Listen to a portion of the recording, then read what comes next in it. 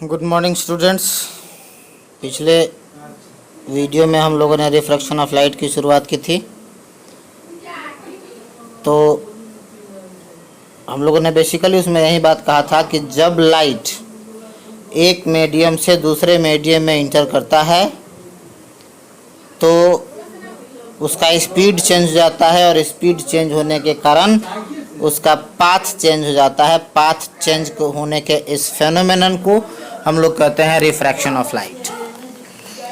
ठीक है, हमने डेफिनेशन लिख रखा है कि when light enters from one medium to another medium it bends from its original path because of change in its speed. This phenomenon is called refraction of light.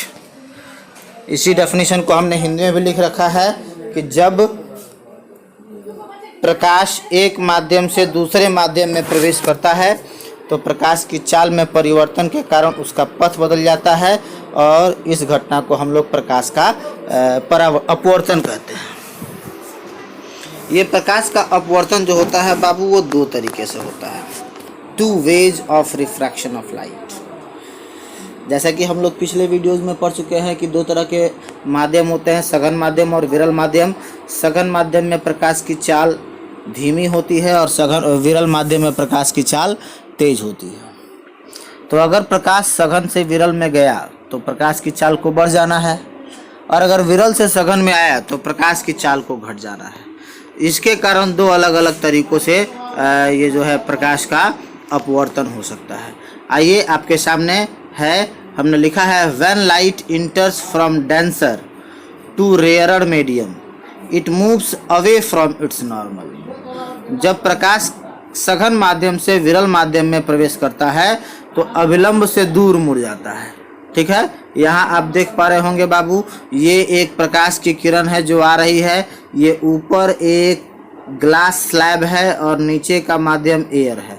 ये ऊपर वाला माध्यम डेंसर मीडियम हो गया, नीचे वाला माध्यम रेयरर मीडियम हो गया। अब एक प्रकाश की किरण आ रही है, इस प्रकाश की किरण को सीधे ऐसे जाना चाहिए था, लेकिन यह क्या हुआ है बाबू, तो अपने नॉर्मल से थोड़ा सा इतना दूर हट गया है। ठीक है, ये जो प्रकाश की किरण आ रही है पहले माध्यम में चल रही है उसको हम लोग कहते हैं इंसिडेंट रे। रिफ्रैक्शन के बाद जो प्रकाश की किरण दूसरे माध्यम में जाती है उसको हम लोग कहते हैं रिफ्रैक्टेड रे।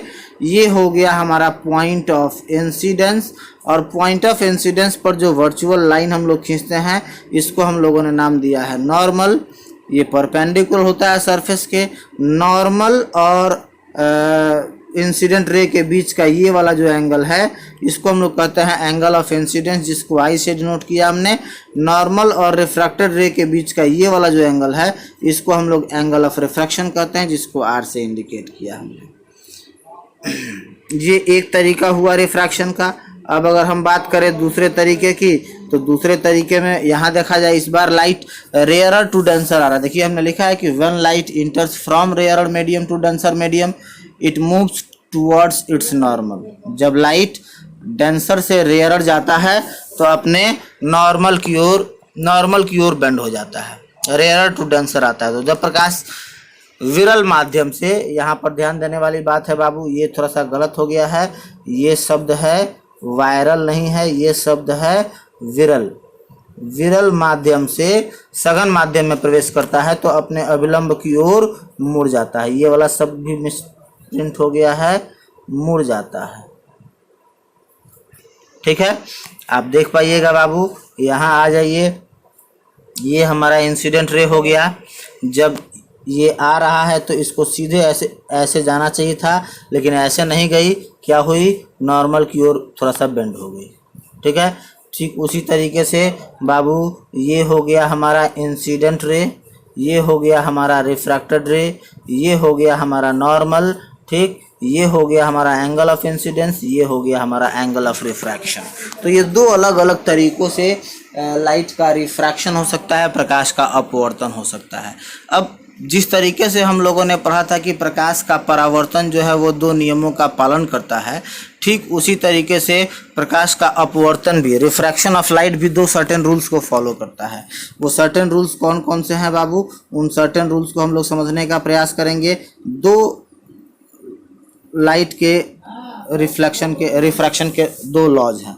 आप देख पा रहे होंगे बाबू, लॉज ऑफ रिफ्लेक्शन में पहला लॉ हमने बिल्कुल रिफ्लेक्शन के ही जैसा लिखा है कि incident ray, refracted ray and normal on point of incidence all lie in the same plane. बिल्कुल ऐसा ही नियम हम लोगों ने रिफ्लेक्शन में देखा था कि इंसिडेंट रे, रिफ्रैक्टेड रे और नॉर्मल, आपतित किरण, अपवर्तित किरण और आपतन बिंदु पर खींचा गया विलंब, ये तीनों एक ही प्लेन में मिल जाते हैं। दूसरा खास स्पेशल रूल है बाबू, और इस रूल को स्नेल्स रूल भी कहा जाता है। इस दूसरे वाले रूल्स को हम लोग स्नेल्स रूल भी कहते हैं, स्नेल्स लॉ भी कहते हैं। ठीक है, कहा गया कि for a special colour of light, Babu 8th class में या 7th क्लास में आप लोग पढ़े हुए हैं कि लाइट जो है वो 7 कलर्स का मिक्सचर है, तो उसमें से किसी भी एक पर्टिकुलर कलर के लिए, and for a given pair of medium certain definite किया गया कि अगर वाटर और एयर है तो वाटर और एयर ही हमेशा रहे, वो बदले नहीं।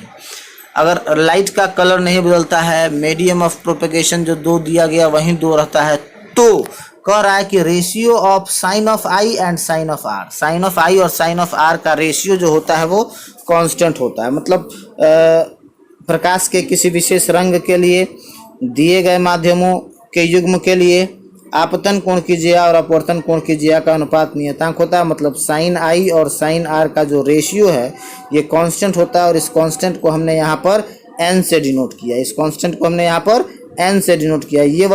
ये जो रूल है हमारा, इस रूल को स्नेल्स रूल कहते हैं। और यहाँ पर जो हमने कांस्टेंट यूज किया है n, इस n को हम लोग कहते हैं बाबू रिफ्रैक्टिव इंडेक्स, जिसके बारे में हम लोग आगे डिस्कशन करेंगे। ठीक है, रिफ्रैक्टिव इंडेक्स, तो साइन आई और साइन आर का जो रेशियो है उसको हम लोग कहते हैं रिफ्रैक्टिव इंडेक्स, जिसके बारे में हम लोग आगे के क्लासेज में डिस्कशन करेंगे। अब रिफ्रैक्शन ऑफ लाइट के कारण कुछ ऑप्टिकल फेनोमेनन्स होते हैं, ठीक है, हमारे डेली लाइफ में। हम उन डेली लाइफ के होने वाले ऑप्टिकल फेनोमेनन्स को समझ सकते हैं। एग्जाम्पल्स ऑफ रिफ्रैक्शन, प्रकाश के अपवर्तन के दैनिक उदाहरण। लेकिन ये हम लोग जो है अगले वीडियो में फिर देखेंगे कि प्रकाश के उदाहरण के दैनिक उदाहरण कौन कौन से हैं, और उसके बाद फिर हम लोग आगे बढ़ेंगे।